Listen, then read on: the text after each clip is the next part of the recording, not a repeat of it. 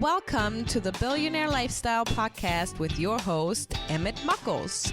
Please visit iTunes, Stitcher, or emmettmuckles.com to listen to all the episodes for free.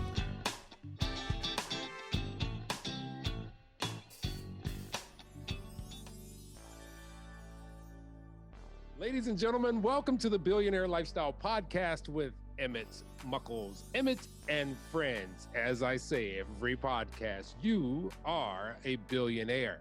Remember, two people got together. Your mom probably had like a wine and your dad probably had a vodka, and things got a little cagey, and he shared some information with her. She accepted it because when you give a woman something, she will make you something. And from that began the cosmic dance of you. 30 days into it, you were over 1 billion cells and you hadn't hit the planet. So be a human being. We got the human part right. Sometimes we struggle with the being part. But that's why I got my man, Thom King, to help us out so that we can stay nice, fit, and trim, and healthy in this life. What up, Thom? Emmett, thank you for having me on. That was amazing. I Really? like the way you brought that. Oh yeah, it's like the billion sales and stuff. I'm like, oh, that works. That really works. Most people think it's about money when I bring up my podcast. Yeah. You know, people who don't know me, and then I break it down to them. I use the hand reference. Mm-hmm. So and they're like, what's it about? I go, give me your hand. And they're like, you're going to touch me? I'm like, just hold it up. I go, look at your hand between your largest finger and where it meets your hand meets your wrist. And they go, okay. I go, that's your hand, right? They're like, yeah. I'm like, flip it back and forth. They're like, where is this going? I'm just like, just follow me. And they go, okay, yeah. I'm like, that hand is covered in cells, right? And they're like, yeah. I'm like, they're your cells, right? And they're like, yeah. How many of you think they're just in that hand? And I go, at least 1 billion. I'm like, this is about you. And they go, oh, snap. I love that. And you know what's interesting too is that every 7 years You replace. you get a full new set of cells. Yep. So does that mean you're a different person every 7 years? So I'll answer that at the end of the podcast. Okay. Yeah. Now, here's the first question I ask Yeah. everyone because it is so vital to the cause. What got you to now? Wow. I would say a series of events, most of them failures that I was able to leverage into growth and learning. So I didn't make those mistakes again.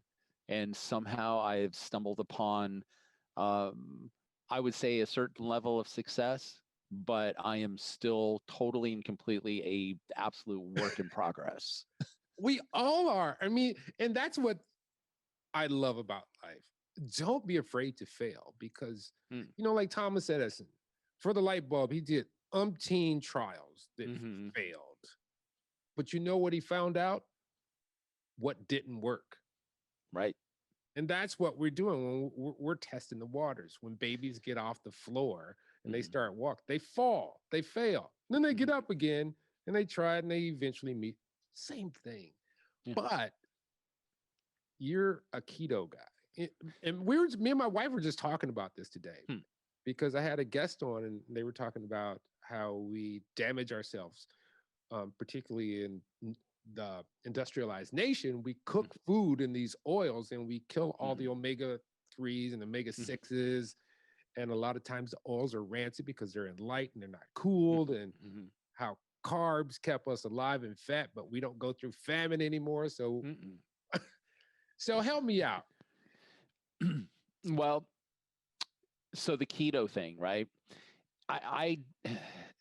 So my main hustle, right? My main hustle is I'm the CEO and chief food formulator and food scientist at Icon Foods. That's my main hustle. And so I'd go to trade shows and stuff like that. And so I often formulate stuff and supply ingredients to people that make products that are ketogenic friendly and low carb and stuff like that. Well, I was sort of an imposter in that industry because I, I, I wasn't really following it. I was drinking a lot of wine. I was eating a lot of pizza, a lot of sugar, a lot of cakes and pies and stuff like that. Hold on, were you Hamburgers, going French to a fries. lot of trade shows? Yeah. So I was carrying about 35 pounds of extra weight, which on my frame isn't that big of a deal because I'm 6'2", so I can cover it up well, right? But there was the other things that were happening, like my blood pressure was through the roof. About 2 in the afternoon, I'd start to crash and I'd have to have coffee. And then, I was drinking so much coffee that I would get panic attacks occasionally and stuff like this. Oh, And it's like, my life is not, it's not like going in the direction that I wanted to go into. And I wasn't living by a standard that I felt like I was comfortable with. And so all of this sort of culminated in this sort of, I guess, bottoming out, if you will. I was in Vegas. I was at a trade show, and one of my vendors like, "Hey, let's go have dinner." And I had a ribeye and a baked potato and a wine and cake. And I got up to my room and I looked in the mirror and I was just like, "Who are you?" You know?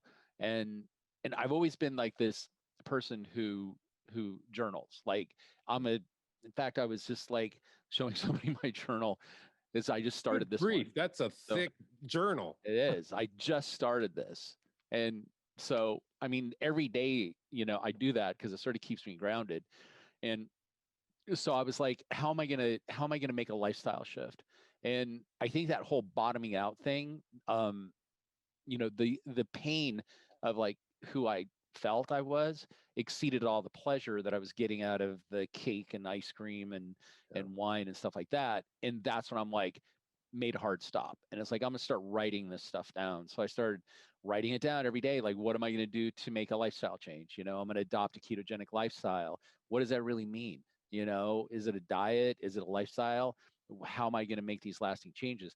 I started writing it all down. I started doing data collection, like tracking my blood pressure, my weight, my blood sugar, ketones, and stuff like that. And at the end of the year, at the end of a year, I had a book. I had a complete book on what I did, and I had a friend who knew a publisher. I sent it to him. I said, "Hey, do you think there's anything you guys can do with this?" And yeah, and then along came the book Guy Gone Keto, and um, I like that guy going. it was Guy Gone Keto, and it was so weird because it was like #1 on Amazon, and not for a very long period of time, like maybe a second. But I had a screen capture of it.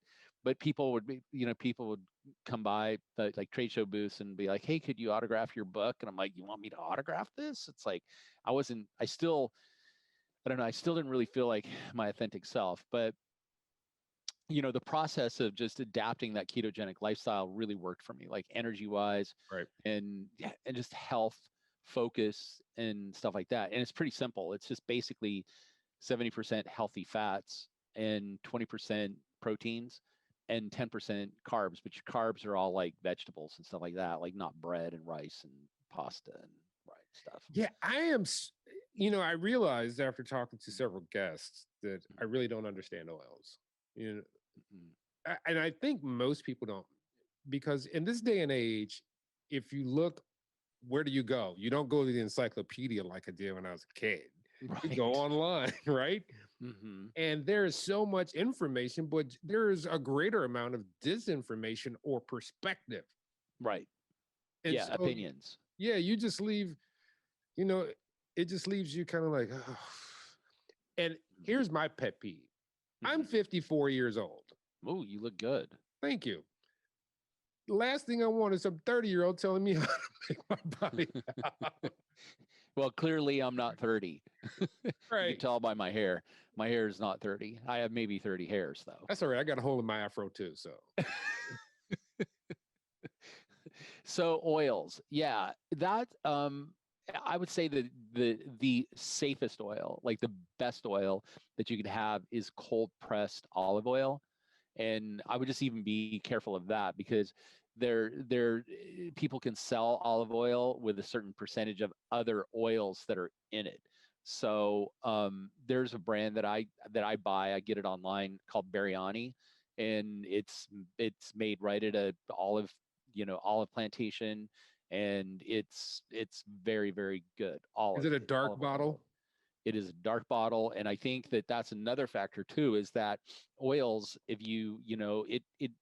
it increases their rancidity if Oh, you keep oil in something that the sun can hit, that UV rays hit. So, like if you're going down the oil aisle at the grocery store, and you see Wesson oil and all these different oils in like a plastic squeeze jar that, I would say I would definitely stay away from those. I don't think I wouldn't describe those as heart healthy oils, but olive oil is definitely, if you get a high grade olive oil, you can drink it. I mean, it's going to be, it will actually put you into keto, because if you drink oil or you consume a lot of fat, your liver metabolizes fat, and when it metabolizes the fat, it turns it into ketones, and your body can actually function on ketones instead of glucose. So the one thing that people think, it's like, well, sugar gives you energy, but your body only needs about 4 grams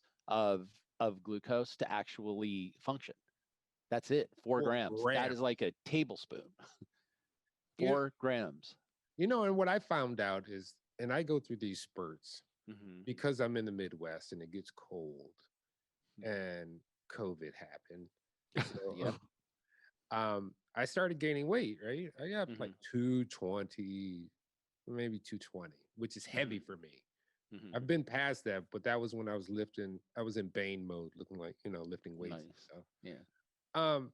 But I found out that once I start to lose a certain percentage of body fat, Mm-hmm. that I'm not hungry anymore. It's like the fat is saying, feed us, feed us.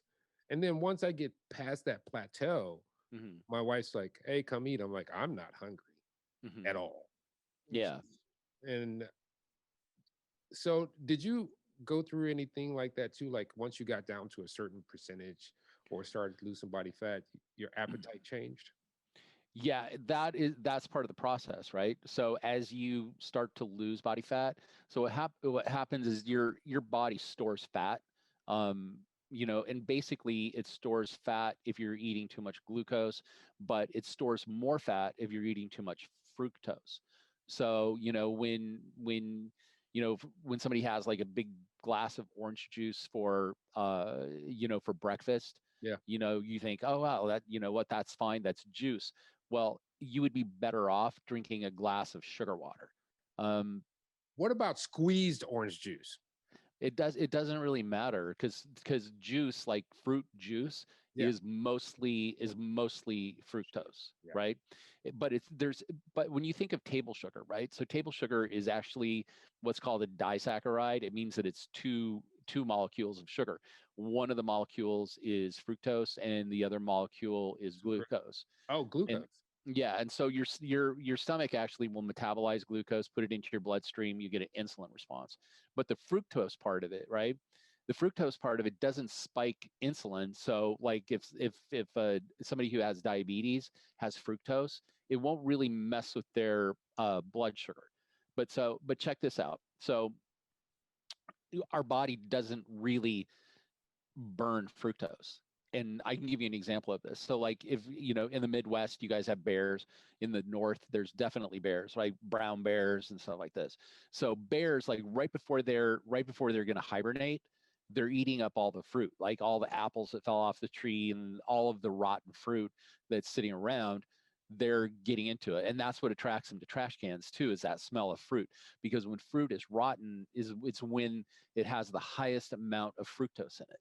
And Yeah. so what happens is you eat the fructose, and your liver, which is it is an amazing organ. It's so versatile. It does so many things. It converts fats to ketones, but what it does with fructose is it converts it immediately to lipids, which means fats. So you have fructose, your liver converts it to fat, and either you can burn that fat, which you probably won't, or it will just sit on your body, and usually around your midsection. Oh, yeah. So yeah, that's, I mean, that's where I get it too. Like I've put on 8 pounds over COVID, and it's just been it's been a struggle because you can't go anywhere, right?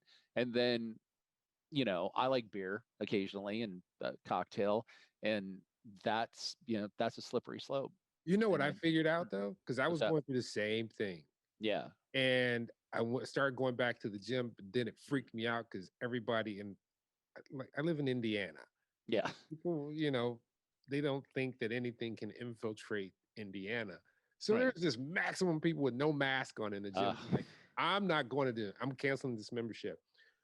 smart. So I started doing yoga Uh, for like 30 minutes a day my favorite. because I I also found out during COVID, I was sitting on the couch one day and I had to do the rocker thing to get up because my body was tightening. So I was like, maybe this is a twofold win. And Yes. it's helping because I had that soreness that you get from going to the gym and lifting weights because you basically doing body movements. Yeah. But that works. Now, how does stevia come Yeah. into play with the body? Well, that's a good question. I ran into stevia back in like 1992. I was living in Arizona, and I ran into this guy who came back from Paraguay, and he had all these jars of different plant matter, and one of them was filled with like this green paste, You and got to he's watch like, out "Hey, when people come with plant matter. You know that, right? absolutely." But he was an older guy. He's like, "Hey, try this out," and so I tasted it, and I was amazed because it was like 25 times sweeter than sugar. It was just a plant. And I'm like, what the hell is this? And he's like, this is stevia. And I'm like, I don't even understand this. How could this plant be sweet without having any sugar in it?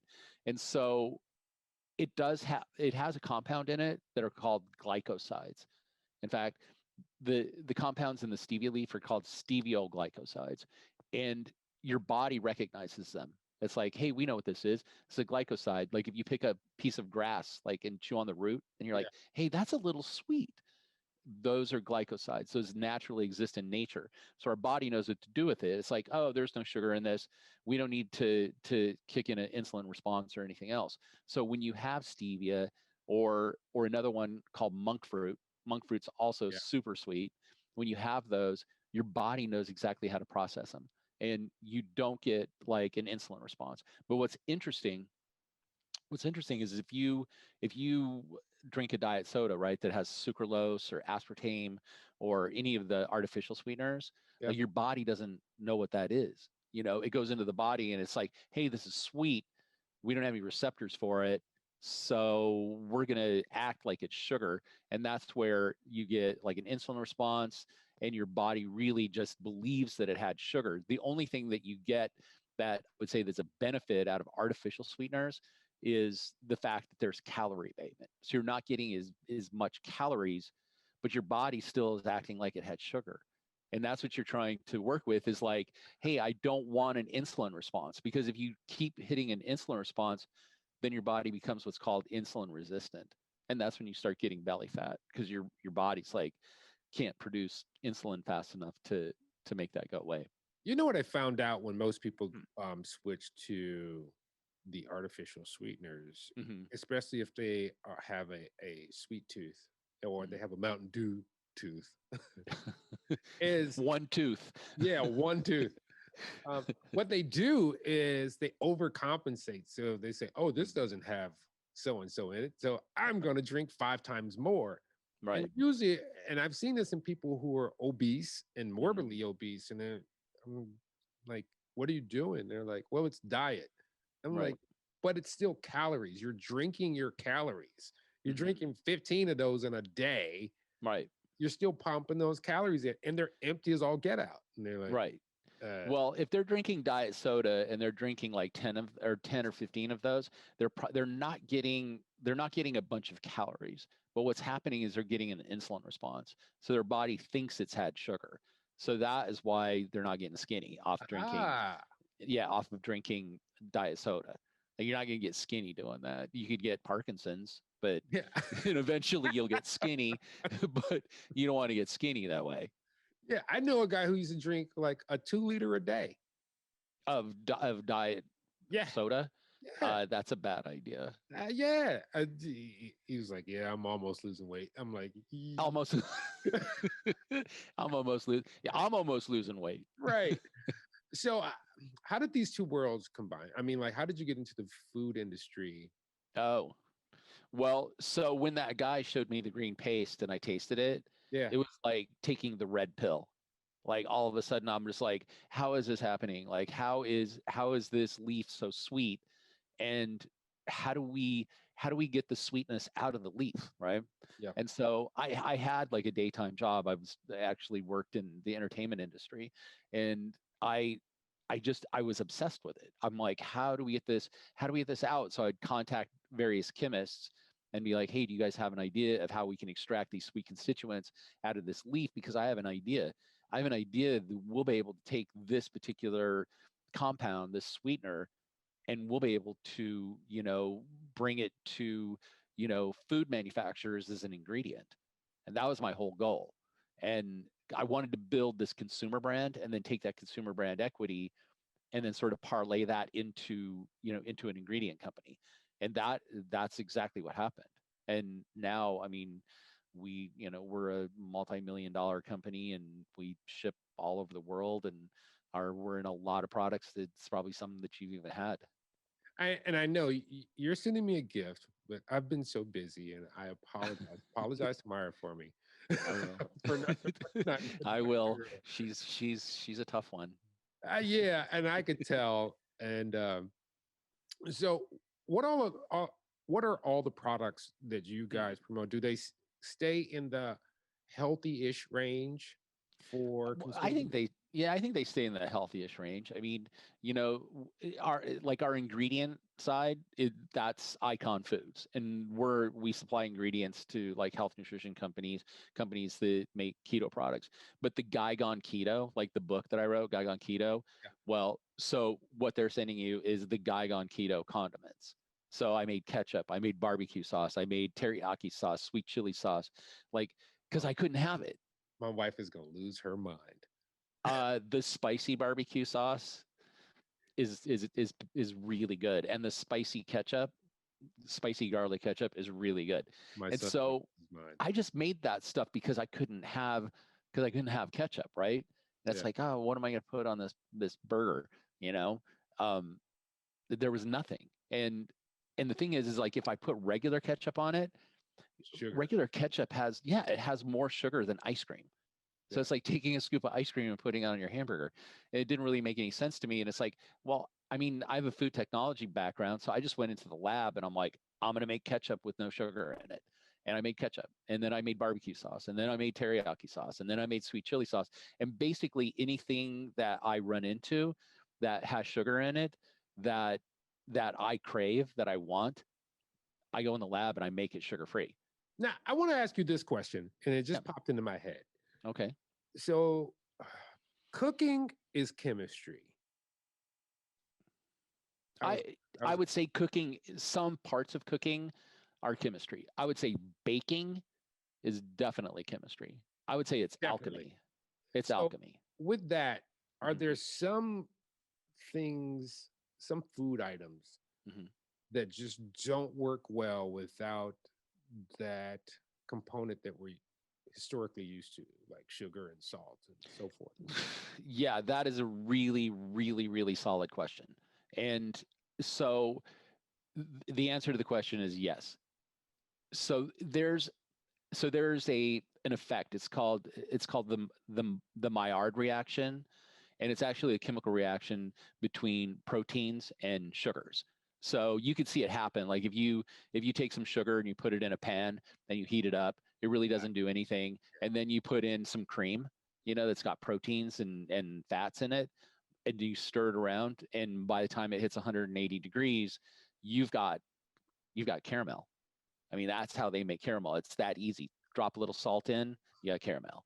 So if you don't have if you're using a sweetener that is unable to participate in Maillard, you're not going to get caramelization. You're not going to get it activating leavening. So bread's not going to raise and stuff like that. That's But what I was thinking of too. yeah, so you don't get that. But here's the thing. Um, I don't just use stevia in my condiments. And when I formulate other beverages and products for people, I've Mhm. been using this new sweetener. And I've been working with it for 5, 6 years, and it's called allulose. And it's actually a rare sugar. It exists in nature, and it's about 70% is Swedish sugar, but it doesn't really have any calories. And it doesn't really have any carbohydrate impact. So you can, if you're on keto, if you're on low carb, you can use allulose. So that's what I used in all of my condiments, because you want that Maillard reaction, right? Like if you're doing barbecue and you Yeah. put that barbecue sauce on the outside, you want that crisp, outer layer. I haven't eaten today. Why are you doing this to me? Because Okay, I'm that guy. right. So if you can explain this for me, because I like to Okay. break things down. And Sure. a guy told me a long time ago, he's like, explain it like I'm stupid, Emmett. I don't know what you know. So what is ketosis and what Okay. is a keto diet? Because there's a lot Okay. of stuff out here. Right. And if like I said, you go on the internet, Yep. you get one thing and then you Yep. get the exact opposite. Yeah, 100%. Because there's a lot of people that even promote different types of keto, right? But Exactly. nutritional ketosis really follows a 70% fat, a 20% protein, and a 10% cruciferous vegetables, right? So you can have salmon, you can have avocados, you can have nuts, you can have steak, you can have anything that has fat in it. So you want to eat a lot of fat. You, Preferably you want to eat healthier fats, like the fats you find in salmon or the fats that you find in nuts or avocados. Those are better for you because they've got omega-3s and omega-6s that are heart healthy. So you want to stay away from, fats that are saturated fats like milk and cheese. Like I Oh, have some cream once in a while. I am a cheese addict, me you too. know, but I'm into funky cheese. Like when people come into my office while I'm eating cheese, they're like, "What is that? That looks disgusting. It smells even worse." So it's I'm gonna once this is over, I have a cheese story for you. Early on in my wife's and I, uh, nice. yeah, it was special. Remind me to I will. I mean, you know the expression "who cut the cheese," right? I mean, yes. there's a reason for that. So those are the cheeses I generally am drawn to. But so back to keto, it's like if you have to track what you eat, right? So you're eating 70% fat, you're eating 20% protein, and then the carbs that you're having are usually broccoli, lettuce, things that grow above ground. You want to stay Yeah. away from potatoes. And so when you do that, right? When you do that, you put your body almost into a state of starvation and you don't feel like you're starving. But what happens is your body's like, holy crap, we don't have enough carbs and we don't have enough sugars. So what we're going to do now is we're going to take all that fat that we're eating, we're going to convert that. It's going to go to the liver and we're going to convert it to ketones. And so your body will burn ketones just like it would burn glucose. So think of glucose. Glucose is going to be like jet fuel, and it's going to burn super hot, super fast, and then you're just going to crash. Yeah. And if you can't burn it all, it's just going to collect on your body. When you burn ketones, it's a completely different experience. Like when you get into keto, it's like somebody turned the lights on. You're like, whoa, clarity, energy level, you feel like lighter, stronger, everything else, because now you've moved from burning glucose into burning ketones. So your body's actually burning fats. So how does that work with depending on your age? Because when I was Mm-hmm. 20 to 30 something, Mm-hmm. I could just look at TV and just burn massive calories. Slow down a bit. Yeah. A lot. So Yeah. now if I sit Same. like because I'm at my desk pretty Mm-hmm. much all day except if I'm traveling. Mm-hmm. And then that's when I began to notice is like, oh, Mm-hmm. my those jeans that I bought I can't button them. I can't even zip them. How did this happen? And it dawned on me. Yeah. I was sitting for 7 hours, Uh, which is poor for your posture, your back, your skeletal structure, all this. sure. Mm-hmm. That's where I got the yoga. But is there a Yep. difference in your approach to ketogenic eating at a specific age or in age demographics? I think the older you are, I'd say the more important it is for you to adopt a ketogenic lifestyle. Like, I remember when I was in my 20s, I mean, I could stay out all night, Oh yeah. go to bed at 5 a.m., wake up at 6, do it all again. Yep.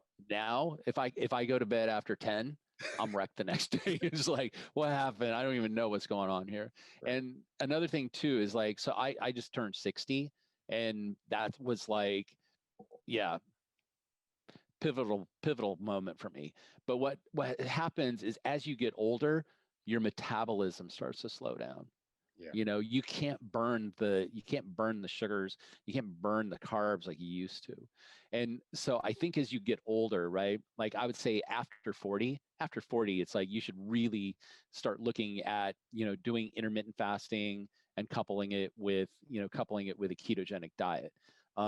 Not only just because it'll help you maintain a healthy body weight, but the real benefit from it is that it will help with neurodegenerative disease like dementia and Alzheimer's. Okay. So like dementia and Alzheimer's now are being referred to as type 3 diabetes. Oh, really? Yep. And so what happens is like if you have a lot of glucose in your body, and your body's never in a fasted state, and you've got just like all this glucose, your your body is like going to be running constantly. It's not going to be able to shut down. And so when you go to sleep at night, right, when you're in deep sleep, what happens is you'll get a cerebral flush. So like the fluid inside of your brain will actually flush out, through your through your spinal cord. And then all of the peptides that you've burned in your brain, like thinking and stuff like that, that ash that's created from burning actually just washes out. It is literally ash.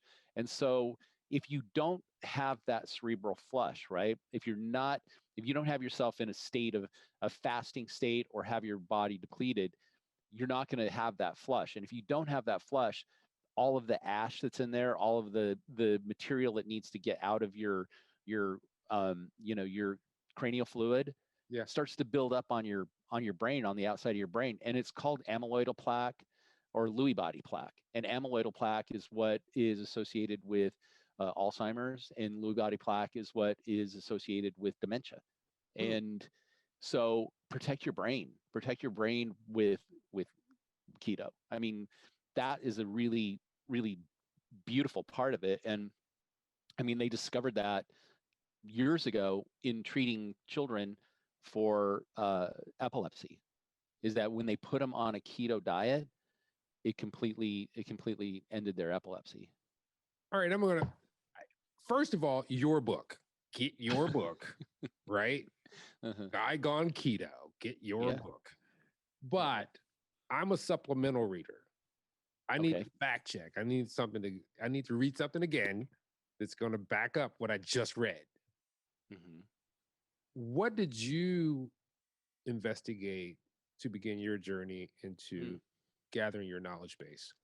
Yeah, that's an excellent question. And so I started following people. I started following PhDs online. Like I started following PhDs and seeing what particularly PhDs that focused on metabolic disease. And I started following them and seeing some of the stuff, the papers that they were writing. And then I started seeing some of the conferences they were going to. And that's when I started going to these conferences, because I wanted to learn about metabolic disease and how metabolic disease started. And that's what led me more into, the neurological side of things, because I started researching a place called the Charlie Foundation. And the Charlie Foundation was set up by, doctors and PhDs to treat children for epilepsy. And I started reading their research papers. And so, that's where my obsession came from. It's just looking at PhDs and understanding exactly, the things that they're studying. Because, now it's like that I've followed so many PhDs. Like when I go to the doctor, like a regular doctor, I'm like, wait a minute, what you're saying doesn't really make sense to me. And well, I mean, you're a doctor and that's great, but I think PhDs know a lot more because they're constantly studying and constantly researching. Doctors just work. Don't get me started. Well, I'll be getting some serious DMs on my on my social media for saying that. It's all good. It's all good. Now, we're gonna go through an exercise here. Let's do it. So you got to close your eyes. Sally squats. No, okay. No. You got to close your eyes. Okay. And I want you to imagine it's a Saturday, family's gone, you got the house to yourself, you have some beverage that you're chilling with, and some, like me, I like documentaries or whatever you want to watch, and you're like, I'm going to do nothing. And you sit there and everything's cool, enjoying yourself. All of a sudden the doorbell rings and you get up and you're like cursing a little bit, like, God, what the hell? And you open the door, and at the front door is your 21-year-old you. And he looks at you and goes, whoa, you look pretty fit. What can you tell me that may ease this journey a little more or get me there just a little earlier?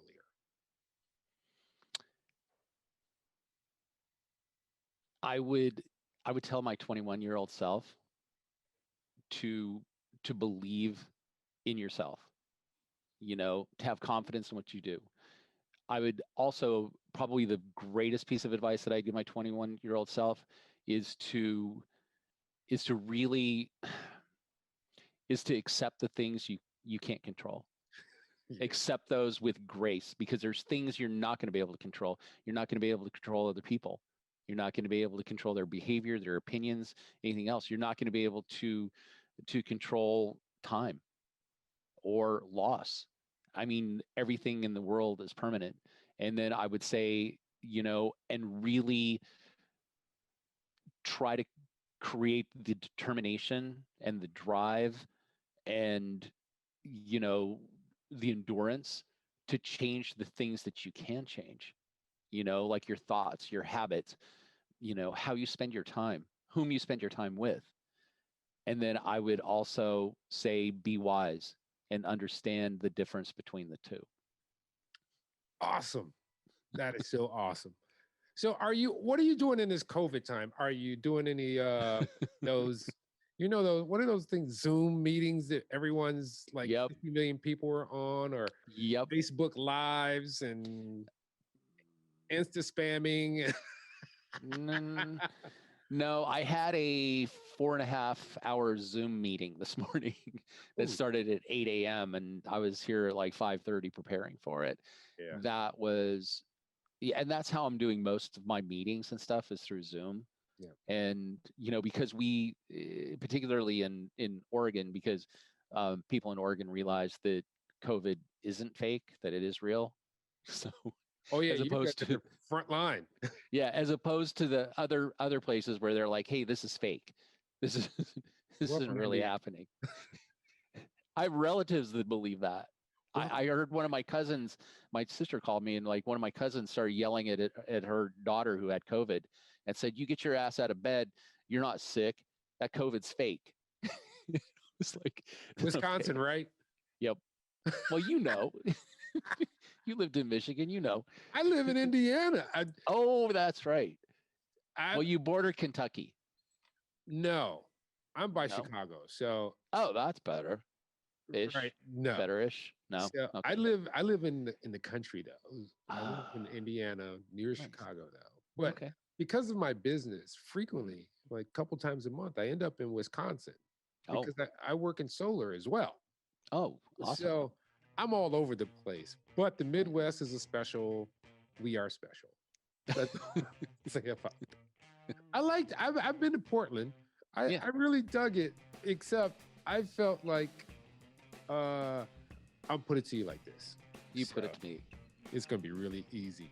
So you see this marker I have here? Yeah. Picture a sheet of paper and I just go dot. Yes. Oh. Yes, the diversity in Portland is not vast. but it was so chilled. It was perfect for me because I'm a posh Yeah. hippie. Nice. Oh, Hippies are good. it was great. Anywho, I want to Yeah. really thank you for being on the Billionaire Lifestyle Podcast. Thank you, Emmett. I appreciate that. This was a lot of fun. I'd have to say this is my funnest podcast. Awesome. That is so dope. Well, ladies and gentlemen, guess what? Today, if you're listening to my voice, you got another chance. And I want you to realize what we are. We are human beings. Let's break that down. Let's go to the etymology, or my etymology of it. We are people under a sun that gives us our hue. We are made in the image of man. Now, here is where we start to F up, the being part.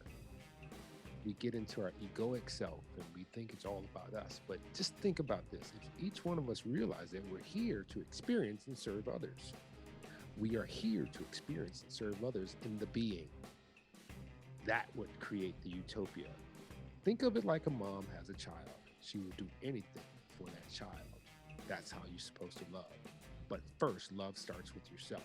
So remember, when you get out the shower, walk up to the mirror in your butt booty naked self and admire it. I need you to really admire it because we cannot make you. Whatever, the moles, the hole in your afro, the jiggly arm piece, chicken wing, the back fat, whatever it is, it's you. And you have to be in love with that because you can't love anybody else unless you love yourself first. Now, I'm gonna tell you about the cells and the self.